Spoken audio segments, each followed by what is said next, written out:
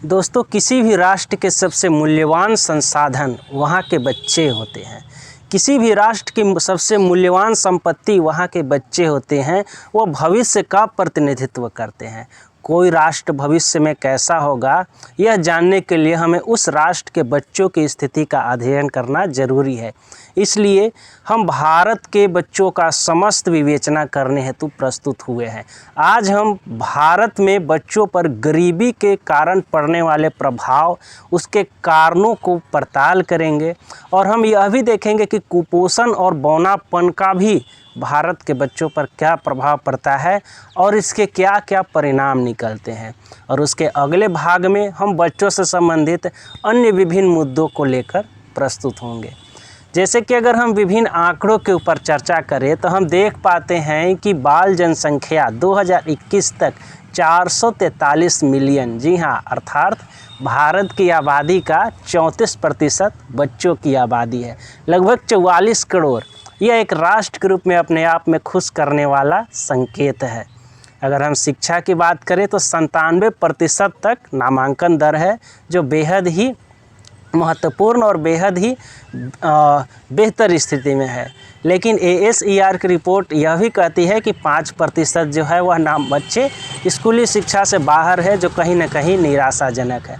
बाल मृत्यु दर भी हम SRS के आंकड़े के अनुसार 36 देखते हैं, प्रति 1000 बच्चों में 36, जो बेहतर तो नहीं है, लेकिन फिर भी हम कह सकते हैं कि ठीक ठाक स्थिति में ही है। कुपोषण के लिए NHFS के आंकड़े 2019-20 में बताते हैं कि 34% बच्चे जो है वह अविकसित हैं, 20% से ज़्यादा बच्चे कमज़ोर हैं और 35% से ज़्यादा बच्चे कम वज़न के शिकार हैं। यह कहीं ना कहीं चिंता का विषय है और हमें इस पर ध्यान देने की ज़रूरत है। हम आगे इन विभिन्न मुद्दों का अध्ययन भी करेंगे।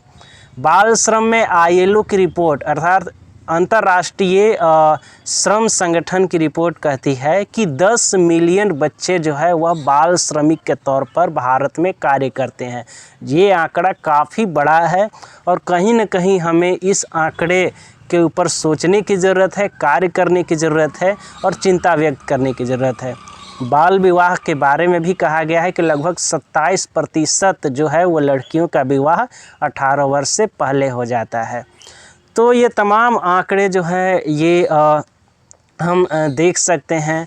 रही बात बच्चों की परिभाषा की कि आखिर हम बच्चा किसे कहेंगे, कानून के अनुसार बच्चा किसे कहेंगे, नीतियों के अनुसार आखिर बच्चों की कैटेगरी में कौन आएगा।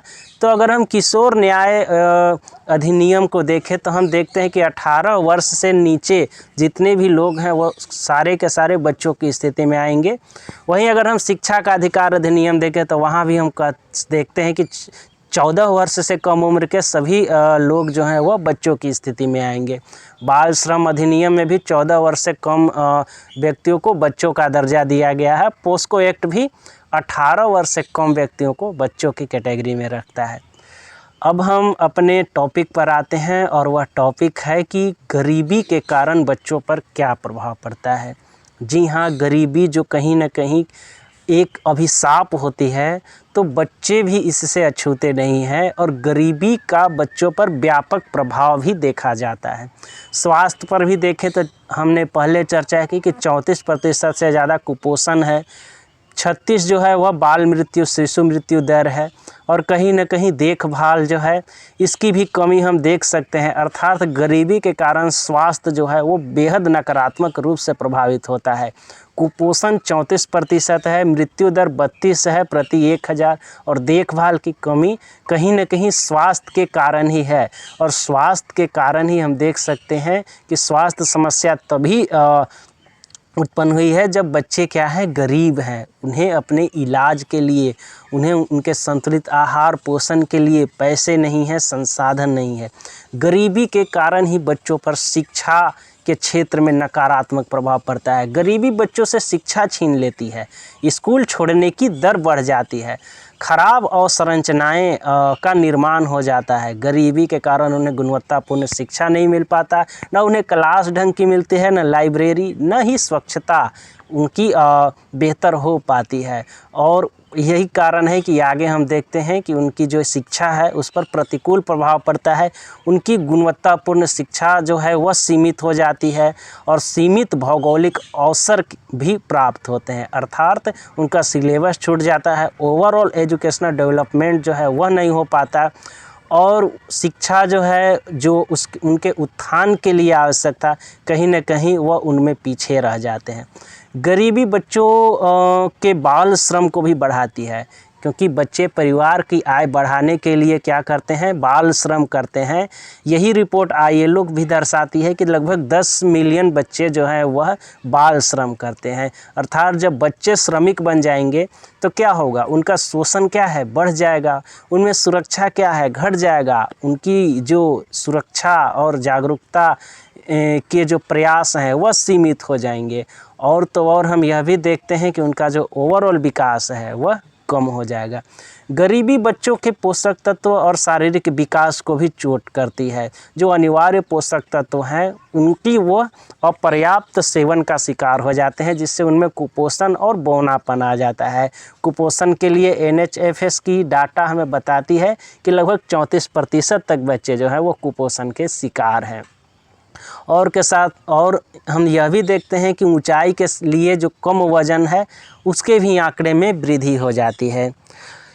तो इस प्रकार हम देख सकते हैं कि गरीबी कहीं न कहीं व्यापक जो है वह व्यापक रूप से बच्चों को प्रभावित करती है, उनके विकास को प्रभावित करती है।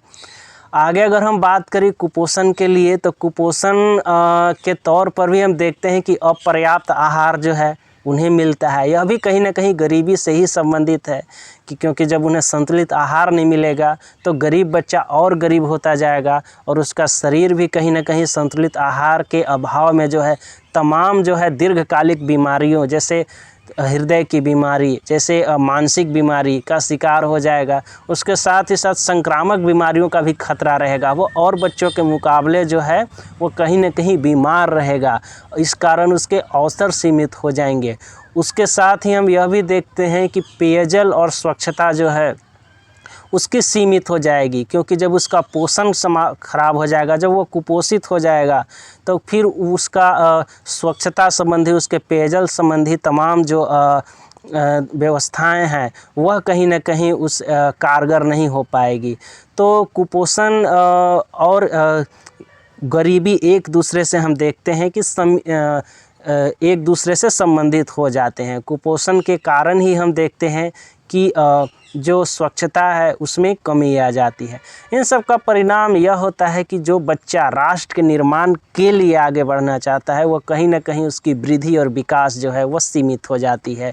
इसका परिणाम यह होता है कि उसको संक्रमण बढ़ जाता है, उसको दीर्घकालिक बीमारियां घेर लेती है और उसका पोषण और उसका जो अवसर है, उसका जो जीवन का अधिकार है, उसके जो संवैधानिक अधिकार है उसका वह उपयोग नहीं कर पाता और वह राष्ट्र के सबसे मूल्यवान संसाधन न होकर राष्ट्र पर एक बोझ हो जाता है। वह भविष्य की पीढ़ी का प्रतिनिधित्व नहीं करने वाला होकर वह कहीं न कहीं एक बीमार संरचना को जन्म देता है, जो किसी राष्ट्र की गतिशीलता, किसी राष्ट्र की समृद्धि, किसी राष्ट्र की सुरक्षा, किसी राष्ट्र के विकास, किसी राष्ट्र के सशक्तिकरण के लिए बेहद ही ज़रूरी था। वह कहीं न कहीं उसमें पीछे हो जाता है, वह कहीं न कहीं अपने अवसरों से, अपने मानवीय जीवन से वंचित हो जाता है।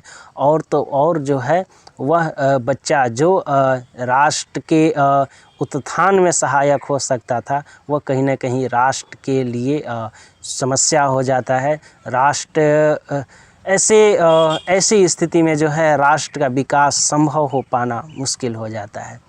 तो बने रहिए हमारे साथ, आगे हम गरीबी और बच्चों से संबंधित विभिन्न मुद्दों का अध्ययन करेंगे। आगे हम अन्य मुद्दों को भी देखेंगे जो बच्चों से संबंधित है और उन सब की विवेचना ज़रूरी है। तो अगले पार्ट में हम मिलते हैं किसी अन्य मुद्दे, किसी अन्य टॉपिक से जो बच्चों से संबंधित होंगे। धन्यवाद।